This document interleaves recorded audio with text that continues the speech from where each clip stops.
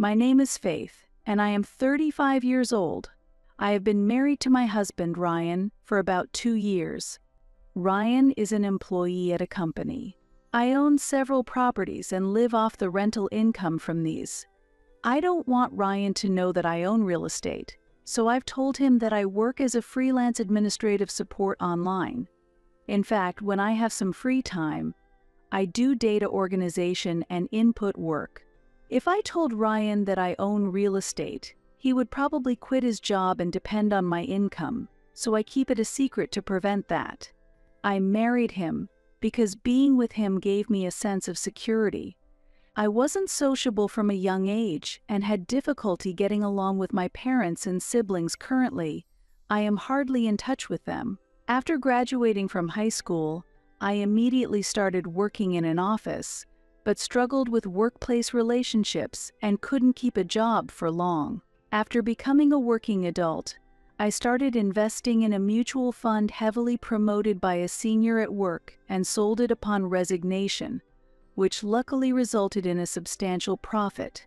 Subsequently, I was captivated by investing and increased my assets through stock investments while working. About 5 years ago, I stopped stock investing and specialized in real estate investment, quitting my job to make a living from those investments. My husband and I often ran into each other at a fast food restaurant we frequented late at night, and he started talking to me. "This burger is really delicious. Even on days when I fail at work, eating this makes me feel like I can keep going the next day." I wasn't really listening, but my husband kept talking without stopping. I'm generally not good at keeping a conversation with strangers, so I ignored him and went home right after finishing my burger. Since quitting my job, I've mostly stayed at home, and even as someone as shy as me, I began to seek contact with others.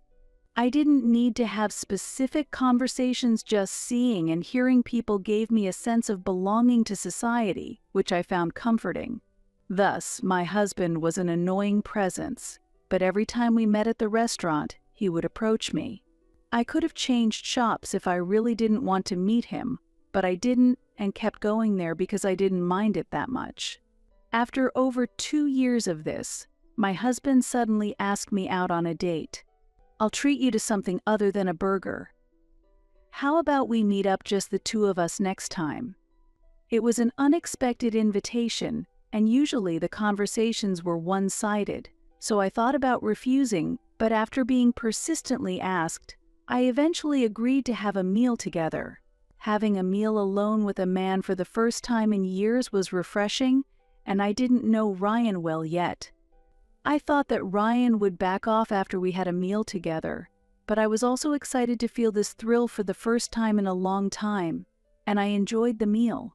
Even when we were alone, it was just like the usual burger place, with Ryan talking to himself and me just listening. While I wondered if Ryan was enjoying this, he said, "I'd like to meet again," and asked me out. Since I hadn't felt any discomfort listening to him, I agreed to meet again and parted ways. The next time we met, Ryan talked interestingly about his work stress and complaints, and I never got tired of listening. Ryan works in sales, seems to be struggling with his performance, often gets scolded by his boss, and also receives complaints from clients. He vents his frustrations to me, and since I enjoyed listening to him, I didn't feel bad. After many such dates, Ryan suddenly proposed, "Will you marry me?" Seeing his serious expression, I was surprised, but since I enjoyed my time with Ryan, I accepted. Yes, I'd love to. Ryan moved into the apartment where I lived after we got married, and we started living together. I had bought this apartment for investment purposes, but decided to live in it myself as it was well situated with many convenience stores and supermarkets around, and it was comfortable with good sunlight. If I had known I would be living with Ryan, I might have chosen a bigger place, but I never thought I would get married. Before we got married, I told Ryan that I was freelancing to make a living and that the room we live in was mine, but I kept my other real estate investments a secret. We didn't have a wedding ceremony, and I didn't inform my estranged family about the marriage. Unlike me, Ryan maintained a good relationship with his family. Therefore, a celebration was held at my in-laws' house. I usually didn't like gatherings, but I attended the celebration at my in-laws reluctantly and interacted with my parents-in-law and Ryan's siblings. Ryan's sister had been married before but returned to her parents' house with her children after getting divorced, and his brother was still single and living with his parents. Ryan's sister seemed interested in my background and asked me in detail about my current job and the company I used to work for. She also seemed curious about why I owned an apartment. While I was talking with my sister-in-law, my mother-in-law joined in and asked me a question. "Faith, you own your own home at such a young age? Did your parents buy it for you?" Thinking that it would satisfy both my mother-in-law and sister-in-law, I answered that my parents had bought it for me. Then, my mother-in-law became interested in my parents' occupation and asked, "What kind of work does your father do? Is he a president of a company or something?" "My father is a regular employee and doesn't earn enough to buy an apartment." Since telling the truth seemed likely to raise doubts, I answered vaguely to avoid suspicion.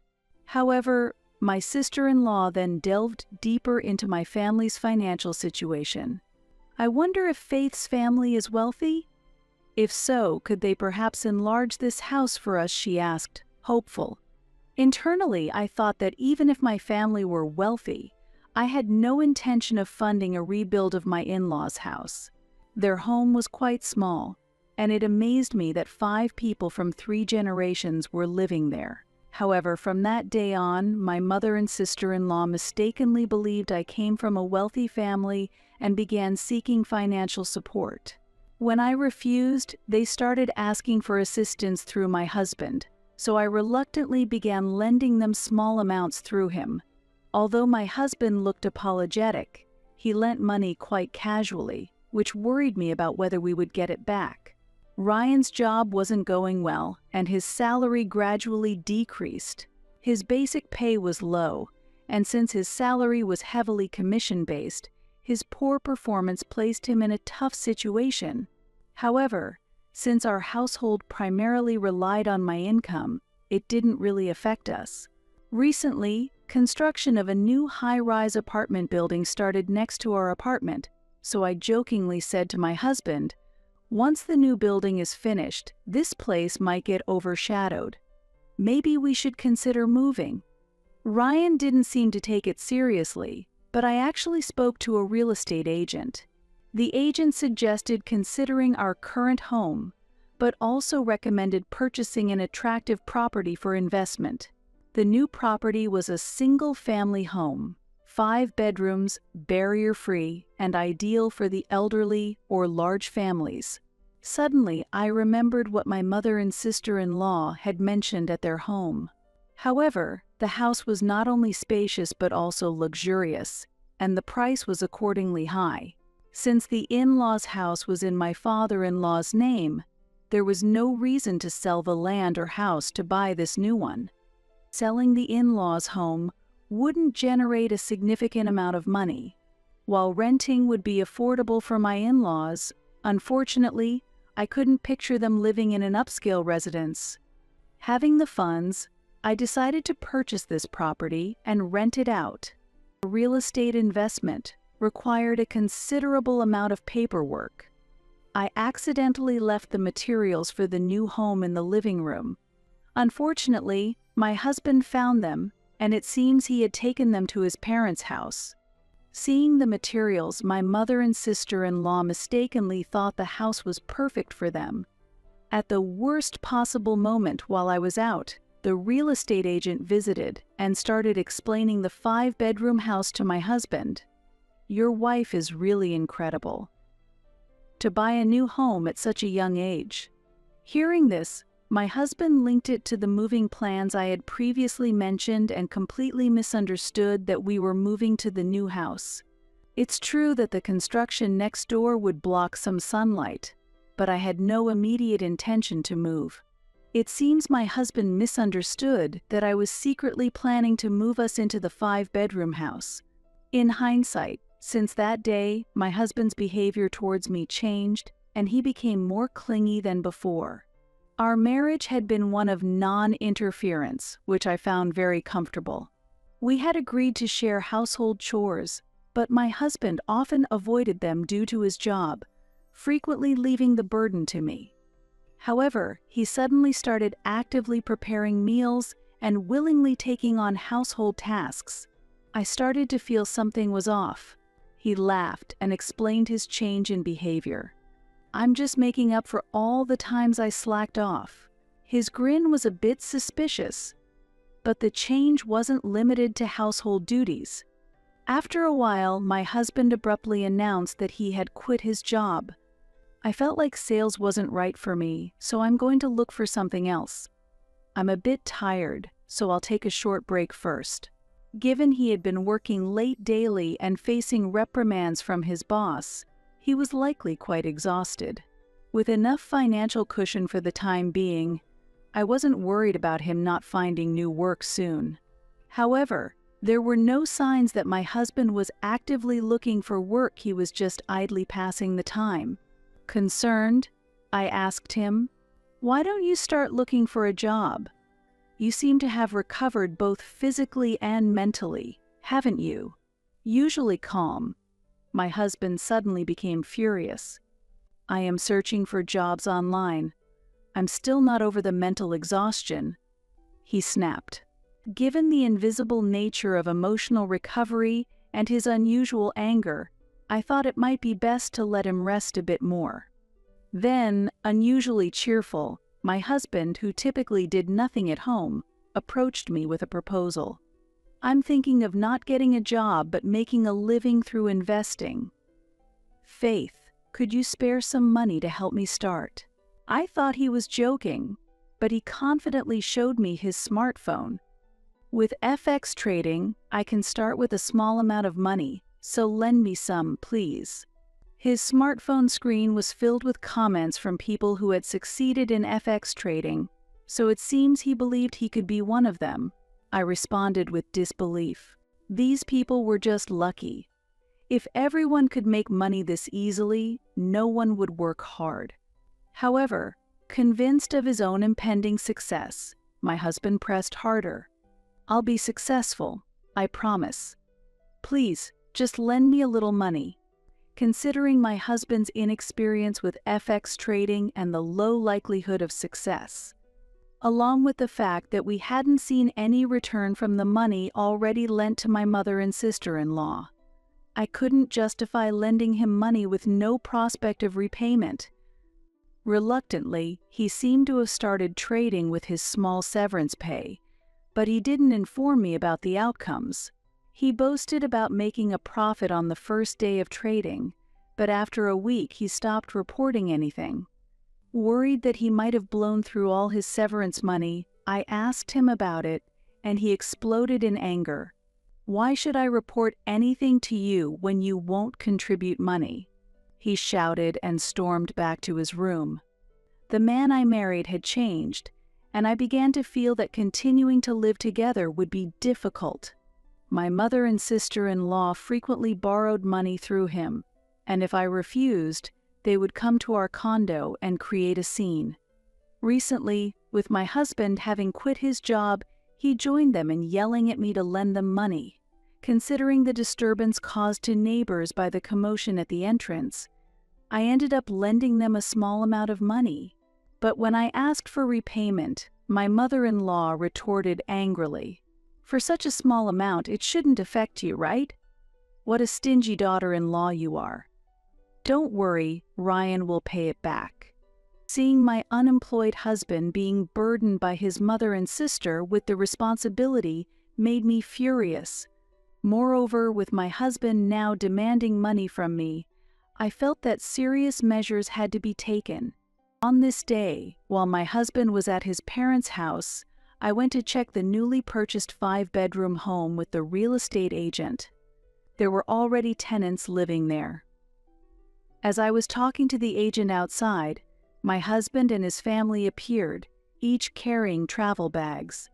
I thought they were secretly going on a family trip, but I couldn't understand why they were here. The real estate agent asked my husband, "Are you bringing such big luggage for viewing?" I also asked his family, "Are you going somewhere on a trip?" My husband laughed and replied, "What are you talking about? We've come to move in." My mother-in-law, smiling pleasantly, continued, "It's a 5-bedroom house, right? Then we'll live together. Buying such a wonderful house and keeping it from us, you really are different, coming from a wealthy family." Confused, the real estate agent hurriedly explained to me, "I told your husband that we were coming to see this house today, but I wasn't informed that the whole family would be coming." Taking the agent's words, my husband chuckled and responded, "Faith didn't tell me anything." So I asked the real estate agent, "You were hiding the new place to surprise everyone, right?" My mother-in-law, unable to hide her joy, continued, "I'm so happy to think we can say goodbye to that old house." Increasingly bewildered, I saw my husband's family trying to enter the new house, and I quickly intervened, saying, "I did buy this house, but someone else is living here." Just then, the tenants who had recently moved into the new home appeared at the entrance and shook hands with the real estate agent, confirming their residence. Seeing this, the whole family of my in-laws started complaining to me. My mother-in-law's smile disappeared, and she screamed with a terrifying expression, "Weren't we all supposed to live in this house? Why are other people living here?" My sister-in-law threw her luggage on the ground as she yelled, "I heard it was a 5-bedroom house, so I thought we were all going to live together." My father-in-law couldn't hide his anger and raised his voice, "We've already sold our old home. We have nowhere to return to. What are we going to do now?" I was just confused by their anger, so I asked my husband what was going on. "Did you lie to everyone? What's going on here?" It seemed my husband understood the situation. He stood frozen with a pale face and started talking to me with a trembling voice. "I really thought we were moving into this house. Was it bought to be rented out to someone else?" The real estate agent also started to explain to me in a low voice, looking apologetic. "I had previously informed your husband about this property. Was there a mistake?" I responded with a wry smile, blaming it on my husband's misunderstanding.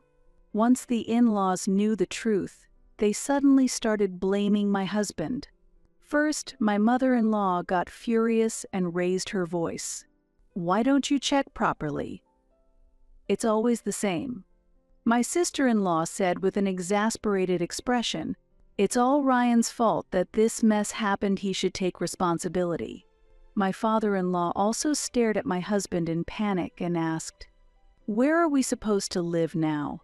While my husband was unable to respond, the whole family of my in-laws started making a fuss, so I said to the real estate agent, "Please find them a house, and please look for a new place for me as well. A 1-room apartment for living alone would be fine." Hearing my words, my husband rushed over to me, visibly angry. "What do you mean by living alone? What about me?" I answered calmly, "You should live with your family. Also, please pay back the money you borrowed for your mom and your sister. I'll send the divorce papers later, so let me know your new address when it's settled." Leaving the in-laws clinging to the real estate agent, I returned to my apartment.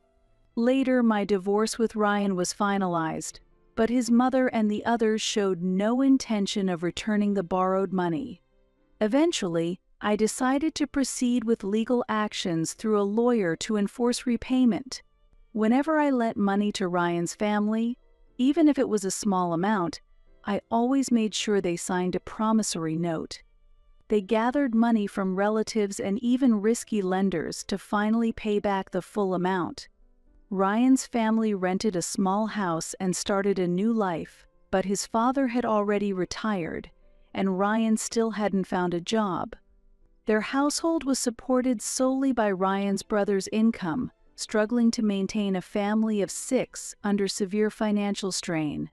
They were in such dire straits that they borrowed from dangerous people, and I heard rumors of debt collectors visiting them. Additionally, they struggled to pay for new furniture they had purchased for their home, while Ryan struggled to find a job.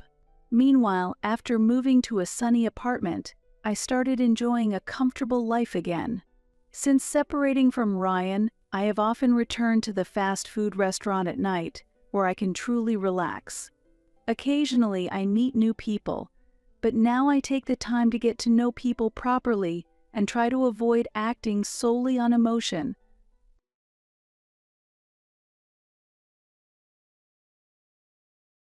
Are you satisfied with your life, commoner?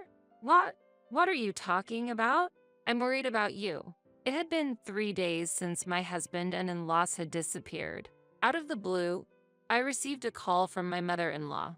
When I returned from my family's memorial service, I found my home empty except for my own belongings.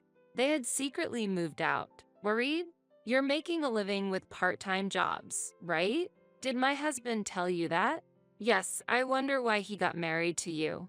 My child just became an executive.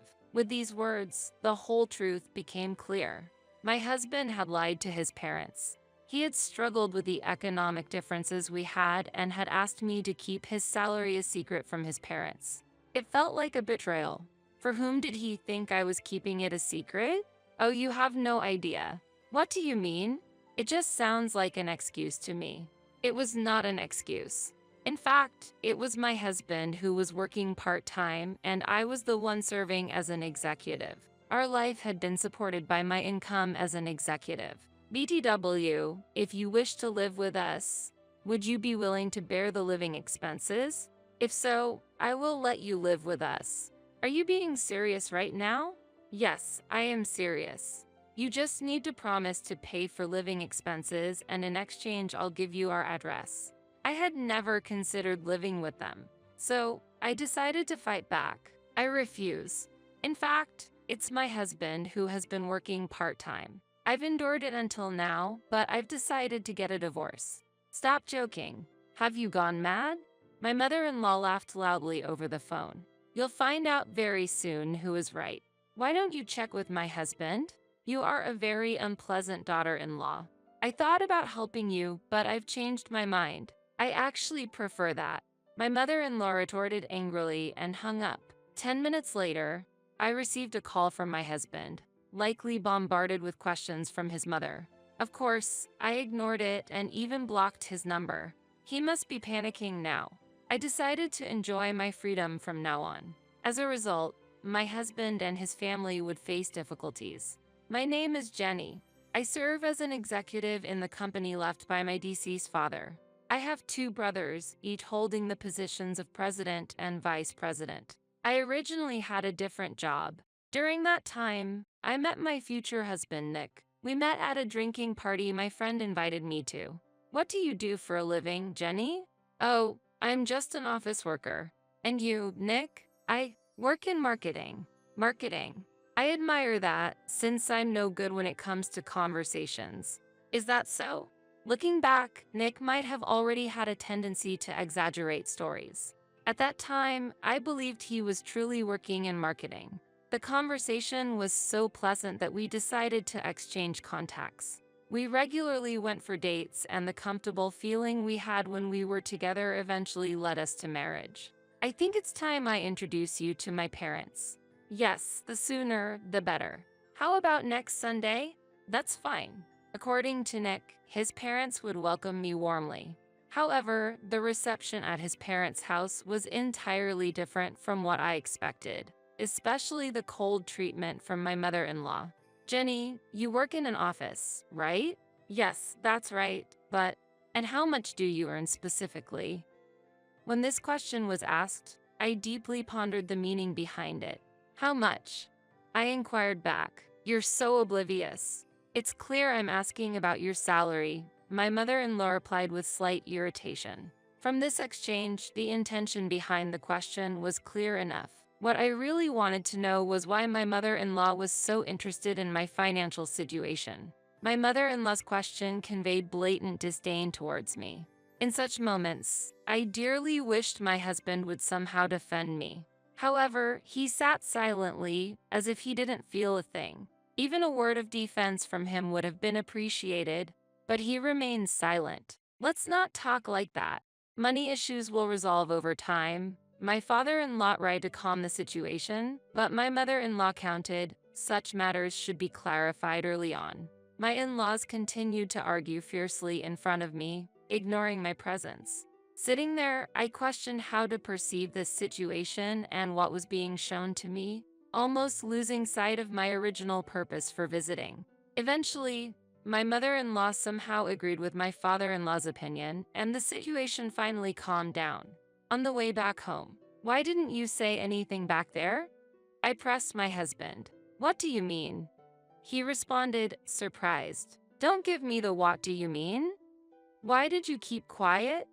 I pursued further. My husband didn't seem to understand at all what I was talking about. I sighed involuntarily at his lack of response, overwhelmed by a serious anxiety about whether we could continue to function well as a couple. "Sorry, I just get nervous in front of my parents," he said. His expression was filled with a childlike sadness, as if he had been scolded. Faced with such an expression, I felt as though pursuing the matter further was somehow wrong. Eventually, we went through with our marriage registration a few days later and officially became husband and wife.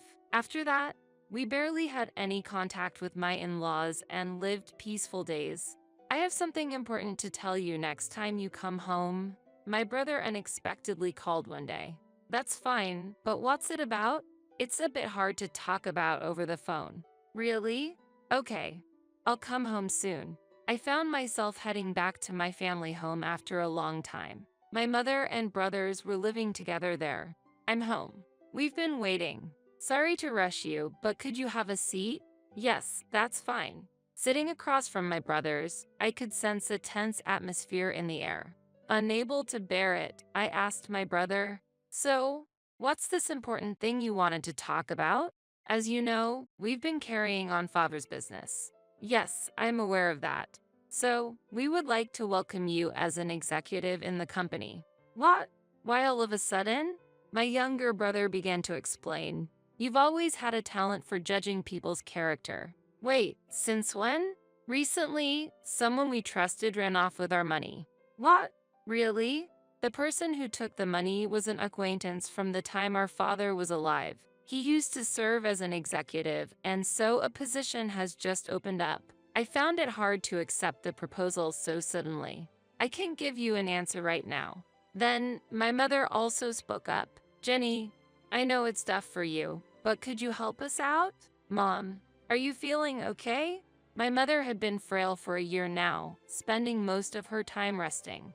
"I'm feeling well today, so no worries." "Is the executive position really out of the question?" "It's all so sudden. Let me think about it." I left my family home that day without giving a clear answer, troubled about how to respond to my mother's request. Upon returning home, I discussed the matter with my husband. "Really? That's fantastic. You should definitely take it." He was surprisingly enthusiastic.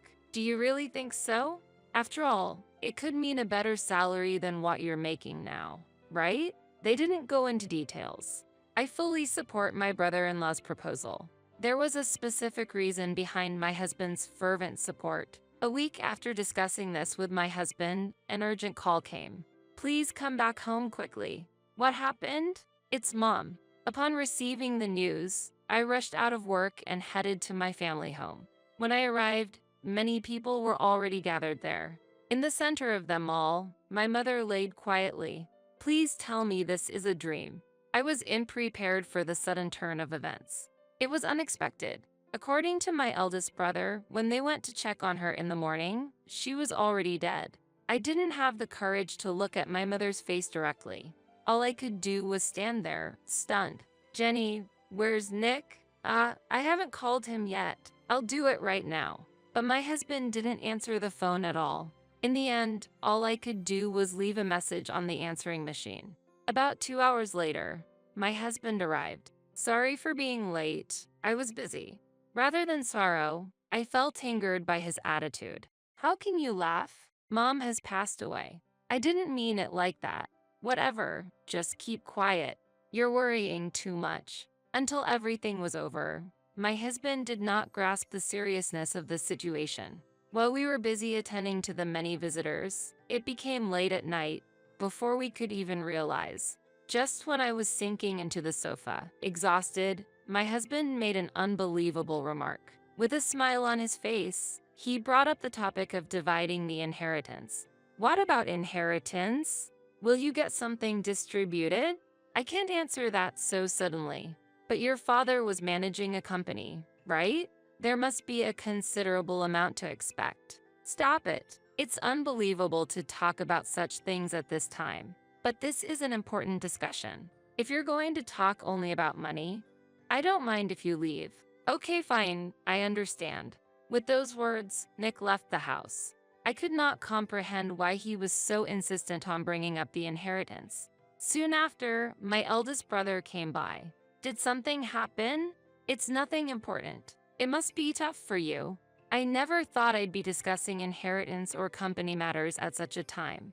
Normally, you wouldn't discuss such things. Besides, when you guys proposed to me to join the company, my husband was unusually eager. There might be some ulterior motive for his obsession with money. You might be right. I couldn't help but wonder why he acted so forcefully. After my brothers assured me there was no need to worry about my mother, I immediately prepared to return home. I tried contacting my husband before leaving, but he didn't respond at all. As a result, I decided to call his parents' house. Jenny, I've heard from Nick about this situation. I'm truly sorry to hear about your mother's passing. Did you hear anything else? Yes, I heard. According to Nick, you're trying to resolve the inheritance issue on your own. That's not true. In fact, such discussions have not happened at all. Really? Are you hiding something? It seemed like my words were not getting through.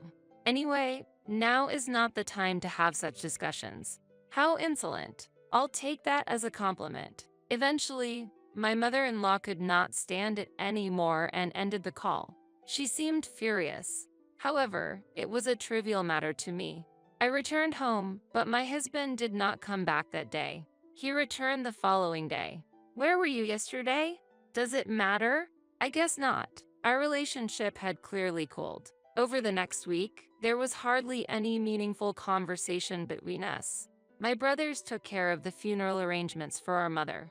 Even after the funeral, I never saw my husband or his parents visit us. During this time, I made an important decision. I've decided to work for the company run by you guys. Is that okay? You can reconsider. Last time, we rushed and didn't fully listen to your opinion. Thank you, but I've made up my mind. It's okay. With that decision, I started a new career at my brother's company. I hesitated whether to inform my husband about this decision, but considering it would be more troublesome if he found out later, I decided to be honest. I'm going to be busy as an executive from now on. Really, work hard for me too. Of course, that's the plan. And so, I quit my previous job and threw myself into the business with my brothers. Every day at the new job was tough and exhausting, but it was also fulfilling. Half a year later, my husband unexpectedly said, "I quit my job." Why would you do that? Well, the previous job wasn't a good fit for me. But you were in marketing, right? Marketing? No, I was working in a factory. What? I was astonished by my husband's revelation.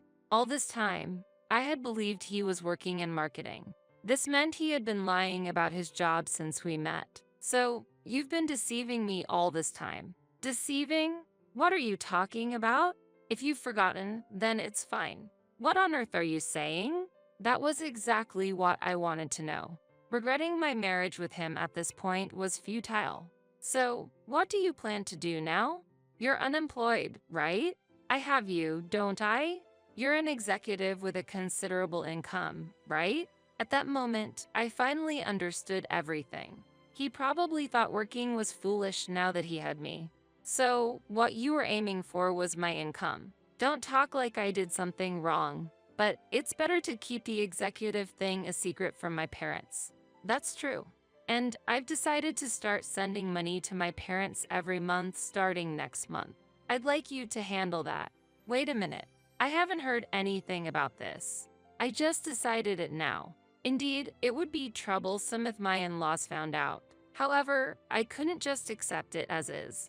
But it would be equally troublesome if they found out you're unemployed, right? So you will have to work at least the bare minimum. What are you talking about? It's a deal to keep each other's secrets safe. This should put your mind at ease. Yeah, that makes sense. Then it's decided. All right, I really can't worry my parents, so please. With a sense of defeat, Nick lowered his head. I had no intention of continuing life under these circumstances. Afterward, Nick started working part-time according to my instructions. However, the wage he earned was extremely low. His working hours weren't all day, and he lived a life as free as during his student days. Even worse, he spent the money he earned on gambling such as poker and slot machines. You should go out sometimes. You can't always be at home. There's no problem, right? Let me be free. Gradually, Nick seemed to have forgotten even the promise to keep each other's secrets. From this point on, Nick's behavior got more and more unbearable. Despite being a part-timer, he started coming home late and going out more frequently. You've been coming home late recently. Is something going on? Oh, I've been asked to do overtime at work. But didn't you choose a job with no overtime? That was the plan, but it seems the situation has changed. Then why have you started to go out more on your days off? I thought I should get some exercise outside once in a while. You dress up quite a bit for that, don't you? I kept asking questions out of curiosity. Initially calm, Nick seemed troubled by my barrage of questions. How am I supposed to answer when you ask so many questions at once? Give me a break. I don't think I'm asking anything too difficult. Are you looking down on me because you're an executive? What? How did we get to that topic? If you want to mock me, go ahead. Wait, where are you going? Stop it. Leave me alone. With that, Nick left the house. Why is he so self-centered? In the end, he didn't return until morning the next day, and when he did come back, he went straight to bed without saying a word. Since it was time to go to work, I left the house. Upon arriving at the company, my eldest brother approached me. What's with that look? Just a lot going on. Is it related to your husband? Yeah, kind of. Do explain. My second brother also joined, and we all sat down to talk about the recent events. I can't believe you've put up with that situation for so long. I would have divorced in a week. I know it's not okay to continue like this. Is there something on your mind? Just a little. While my doubts and worries about my husband's behavior grew, I also strongly wished for him to return to the man he was before we got married. That's why I couldn't bring myself to be cold to him.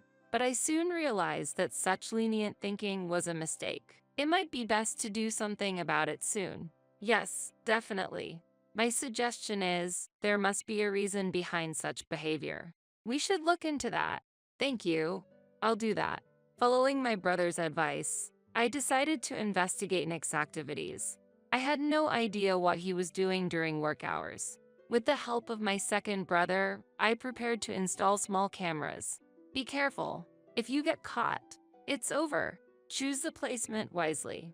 Got it? I really appreciate this.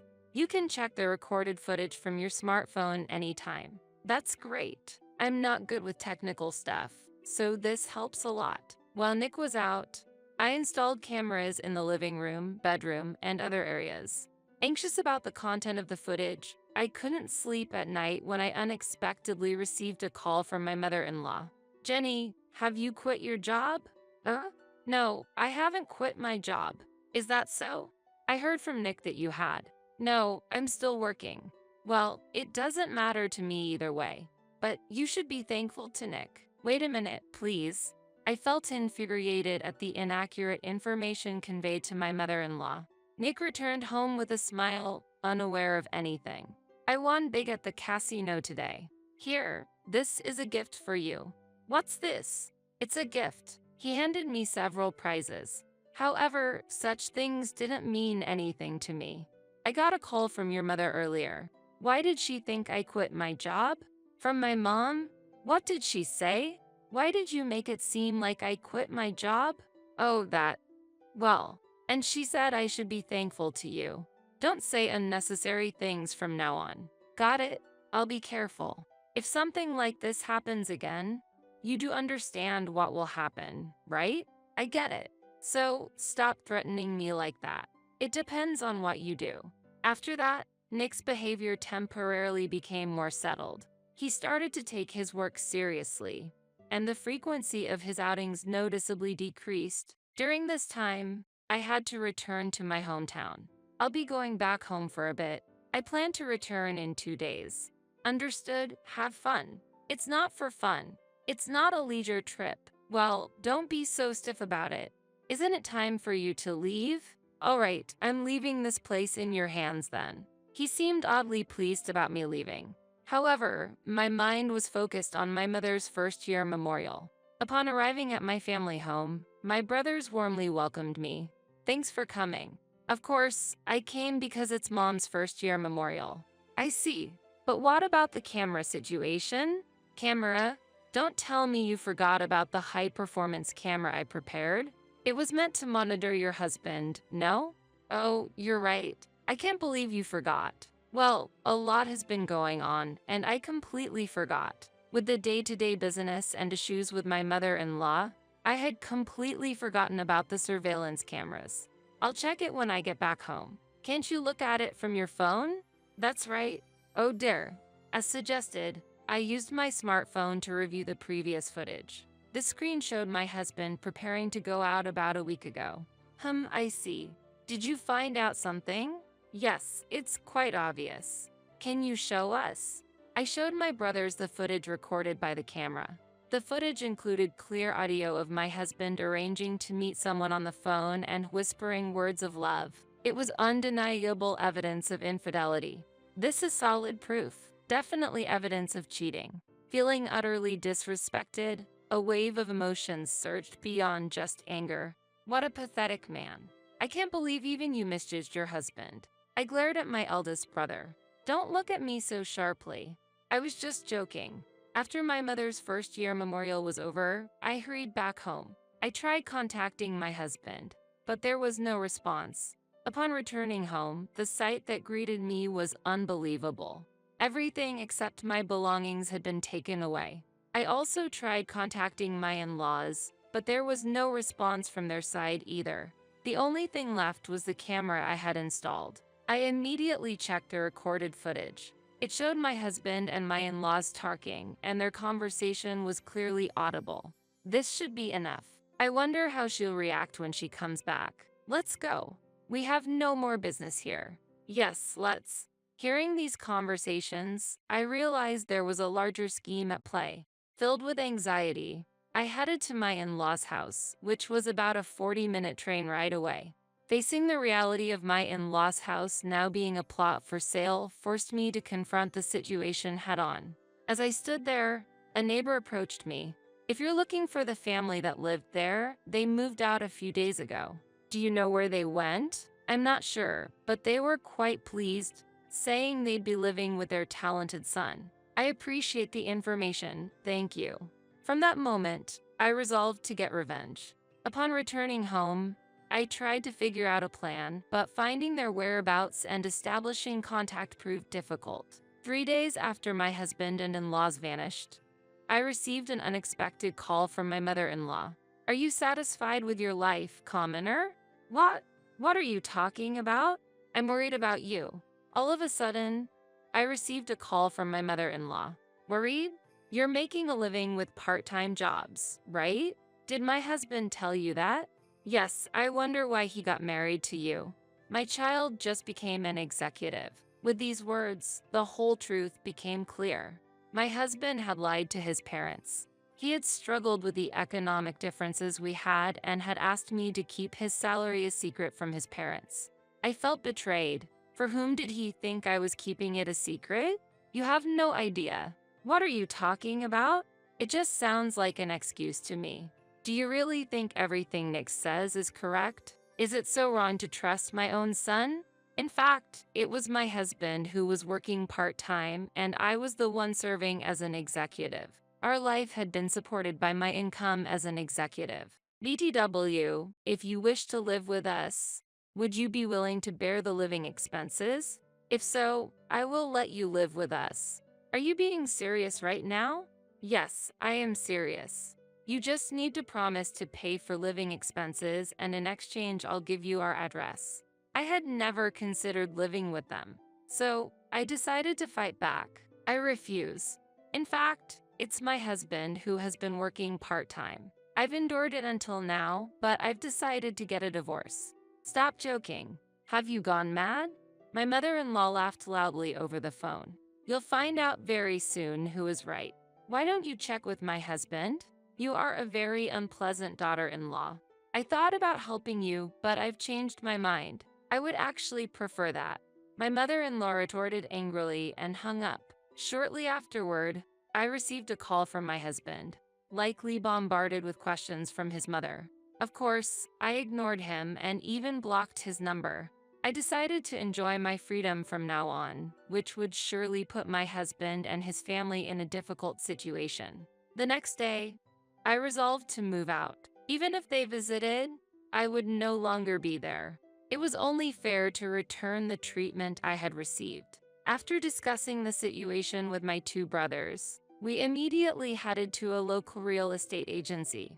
I sought a new place to live as quickly as possible. We have a property available for immediate move-in, but the rent is somewhat high, the agent said. That's fine. I'll take that property. Understood. Let's proceed with the paperwork. I completed the contract that day and contacted a moving company. Luckily, only my belongings needed to be moved, so the relocation was swift. In my new home, I immediately felt relaxed. I hadn't realized how comfortable it could be to live alone. About 2 weeks later, I noticed many missed calls from my mother-in-law on my phone. Having already blocked my husband, any contact would have to come from her. Despite feeling annoyed, I decided to answer. However, it wasn't my mother-in-law on the other end. Where are you? I can't get into the house. Didn't I tell you? I moved out. You moved out. Why? You started it. I just did the same. Wait a minute. What about our lives from now on? It all began with your lies. That's none of my concern. That's them. Also, I intend for us to part ways. I'll send the divorce papers by mail, so could you give me your address? Nick then started laughing. I see, so you don't know our address, huh? Then divorce is impossible, right? Realizing his tactic, I understood. However, I'm not one to give up so easily. It's true I don't know the address, but I won't give up over that. A little investigation will solve that. Wait, wouldn't it be strange for you and me to part ways? What's so strange about that? Just tell your mother the truth and clear things up. All right, I'll talk to her properly. I can't trust your words. Goodbye. After ending the call, I immediately went to a lawyer. My eldest brother had recommended a consultation with our business's legal advisor. I explained the situation in detail, including the recorded footage and everything that had led up to this point. And they were happy to take on the case. They started arranging for the divorce proceedings right away. A few days later, I left a voicemail message for my mother-in-law. A week later, Nick and his parents showed up at the agreed place. Let's keep this brief, since you've made us come all the way here. Of course, that was the plan. Hiring a lawyer, are we? How desperate must you be? My mother-in-law laughed, but Nick's complexion had gone pale. In fact, he had not yet told his parents the whole truth. This situation was to my advantage. The conversation quickly moved to the main issue. First, based on Nick's infidelity, I demanded divorce and compensation. What are you talking about? Please, take a look at this. I presented the recorded footage. This is the evidence. Do you have any objections? Nick fell silent. Nick, what is all this? Explain yourself. Well, actually, this isn't the only thing. I then presented documents related to the claim for compensation. The documents detailed unpaid living expenses, lack of cooperation in household chores, providing false information to his parents, and the emotional damage done to me. What is this? This is all lies. Isn't this a bit too harsh? Even my father-in-law, who had been hesitant for a while, finally broke his silence. To tell the truth, I wasn't much interested in my father-in-law's opinion, but if there was going to be a confrontation, I wouldn't hold back. If you're going to insist, then take a look at this. I presented my business card to Nick's parents. What's this? Let me see that closely. They were engrossed in the business card. It had my name and position listed on it. This is the reality, the truth that Nick has been hiding all along. What about the part-time job? That was Nick's doing.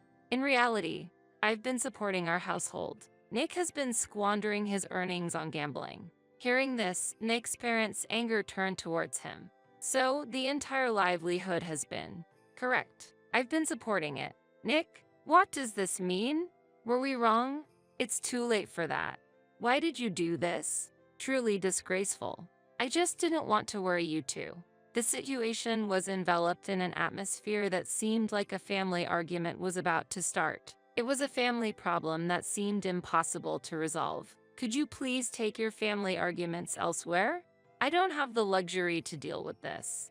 To this, my in-laws changed their attitude and showed an apologetic stance. Jenny, please forgive us. The truth is, we're victims too. My wife's right. It's not like we ever hated you, Jenny. Even if you say so, my feelings won't change. The apologies at this point felt pitiful.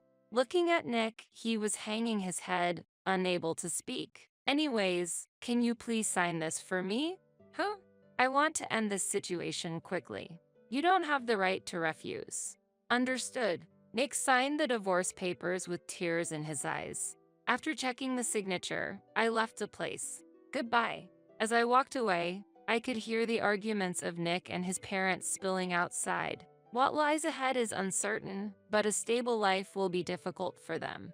Their life was sustainable only because of my support. Such a foolish family. Later, I submitted the divorce papers through my legal representative. I was finally free. Is the divorce finalized? You've heard? That was quick. Well, he's the company's legal advisor. Still, this should lift the burden. Now you can focus on your work, is what my eldest brother said, but according to my younger brother, he was pretty worried about me. It seems my eldest brother was worried about me in his own way. I heard about my ex-husband's current situation through the lawyer. As expected, Nick's mistress, upon learning the truth, disappeared as well. Of course, it didn't end there. I received a proper goodbye payment in the form of compensation. Later, my mother-in-law contacted me. There's something I'd like to discuss. If you don't mind, there could only be one thing she desired in this situation. You're in need of money, aren't you? We can't go on like this. It was all Nick's fault. No, 3 adults should be able to manage somehow.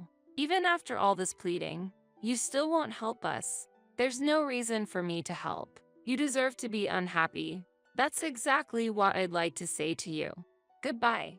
Currently, I hear that my in-laws are living in poverty together.